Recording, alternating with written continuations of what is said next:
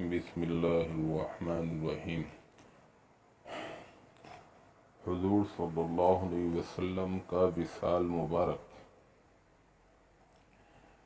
اما عائشہ رضی اللہ تعالی عنہ فرماتی ہیں، حضور صلی اللہ علیہ وسلم کا معمول یہ تھا کہ آپ صلی اللہ علیہ وسلم جب میرے دروازے کے پاس سے گزرتے تو اکثر ایسی کوئی بات ارشاد فرما جاتے جس سے مجھے فائدہ ہوتا۔ ایک دن آپ میرے دروازے کے پاس سے گزرے لیکن آپ نے کچھ نہ فرمایا۔ اس کے بعد 2-3 مرتبہ اور گزرے لیکن کچھ نہ فرمایا۔ میں نے خادمہ سے کہا، اے لڑکی، میرے لیے دروازے پر تکیہ رکھ دو، اور میں نے سر پر پٹی باندھ لی اور حضور صلی اللہ علیہ وسلم کو متوجہ کرنے کے لیے بیمار بن کر تکیے پر ٹیک لگا لی۔ اتنے میں حضور صلی اللہ علیہ وسلم میرے پاس سے گزرے تو فرمایا، اے عائشہ رضی اللہ عنہ، تمہیں کیا ہو گیا؟ میں نے کہا، سر میں درد ہو رہا ہے۔ حضور صلی اللہ علیہ وسلم نے فرمایا، ہائے، میرے سر میں بھی درد ہے۔ پھر آپ تشریف لے گئے۔ ابھی تھوڑی دیر ہی گزری تھی کہ آپ کو ایک کمبل میں اٹھا کر لایا گیا۔ آپ میرے پاس تشریف لے آئے اور ازواج مطہرات کو یہ پیغام بھیجا کہ میں بیمار ہو گیا ہوں اور مجھ میں اتنی ہمت نہیں ہے کہ میں باری باری تمہارے یہاں جاؤں۔ تم مجھے اجازت دے دو تاکہ میں عائشہ رضی اللہ تعالی عنہا کے پاس ٹھہر جاؤں۔ چنانچہ میں آپ کی تیمارداری کرنے لگی۔ اس سے پہلے میں نے کبھی کسی کی تیمارداری نہیں کی تھی۔ ایک دن حضور صلی اللہ علیہ وسلم کا سر میرے کندھے پر رکھا ہوا تھا کہ اتنے میں حضور صلی اللہ علیہ وسلم کا سر میرے سر کی طرف جھک گیا۔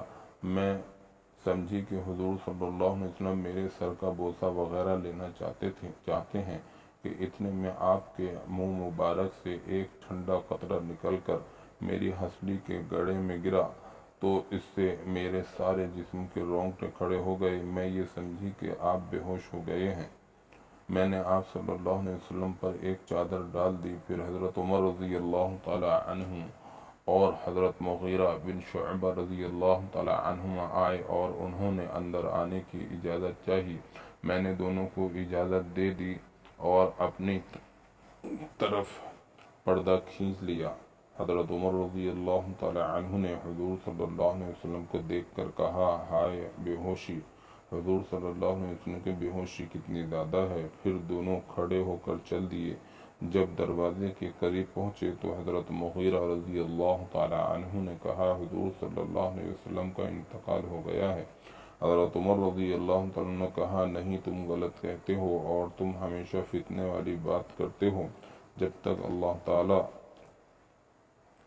تعالیٰ منافقوں کو بالکل ختم نہیں کر دیں گے، حضور صلی اللہ علیہ وسلم کا انتقال نہیں ہوگا۔ پھر حضرت ابو بکر رضی اللہ تعالیٰ عنہ آ گئے۔ میں نے وہ پردہ ہٹا دیا۔ حضرت ابو بکر رضی اللہ تعالیٰ عنہ نے حضور صلی اللہ علیہ وسلم کو دیکھ کر کہا، اِنَّ لِلَّهِ وَإِنَّ إِلَيْهِ راجعون۔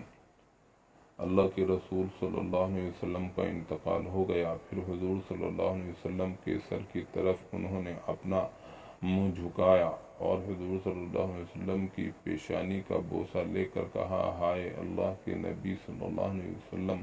پھر اپنے سر کو اوپر اٹھایا، پھر منہ کو جھکا کر دوبارہ پیشانی کا بوسہ لیا اور کہا، ہائے میرے خاص دوست!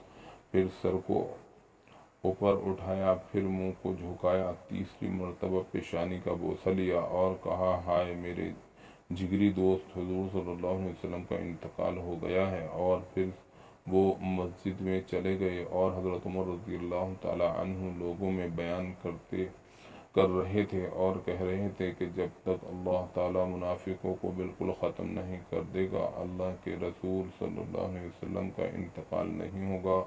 حضرت ابو بکر رضی اللہ تعالیٰ عنہ کے آنے پر حضرت عمر رضی اللہ تعالیٰ عنہ رک گئے اور حضرت ابو بکر رضی اللہ تعالیٰ عنہ نے اللہ کی حمد و ثنا کے بعد یہ بیان کیا کہ اللہ تعالیٰ قرآن مجید میں فرماتے ہیں، اِنَّکَ مَیِّتٌ وَإِنَّهُم مَیِّتُونَ۔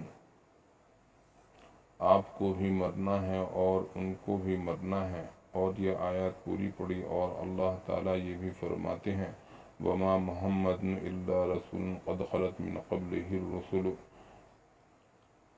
افإن مات او قتل انقلبتم على اعقابكم ومن ينقلب على عاقبيه۔ اور محمد صلی اللہ علیہ وسلم میرے رسول ہی تو ہیں، آپ سے پہلے اور بھی بہت سے رسول گزر چکے ہیں، سو اگر آپ کا انتقال ہو جائے یا آپ شہید ہی تو کیا تم لوگ الٹے پھر جاؤ گے؟ اور جو شخص الٹا پھر بھی جاوے گا تو خدا تعالیٰ کا کوئی نقصان نہ کرے گا۔ یہ آیت بھی پوری پڑھی۔ اس کے بعد فرمایا جو اللہ کو معبود سمجھتا تھا وہ سمجھ لے کہ اللہ تو زندہ ہے، ان پر موت طاری نہیں ہو سکتی، اور جو شخص محمد رسول اللہ صلی اللہ علیہ وسلم کو معبود سمجھتا تھا تو وہ سن لے کہ محمد صلی اللہ علیہ وسلم کا انتقال ہو گیا ہے۔ اس پر حضرت عمر رضی اللہ عنہ نے کہا اچھا کیا یہ آیتیں اللہ کی کتاب قرآن مجید میں ہیں؟ مجھے یہ آیتیں یاد ہی نہ رہیں۔ اب حضرت ابو بکر رضی اللہ عنہ کے پڑھنے سے یاد آئیں، ان میں حضور صلی اللہ علیہ وسلم کے انتقال پانے کا ذکر ہے۔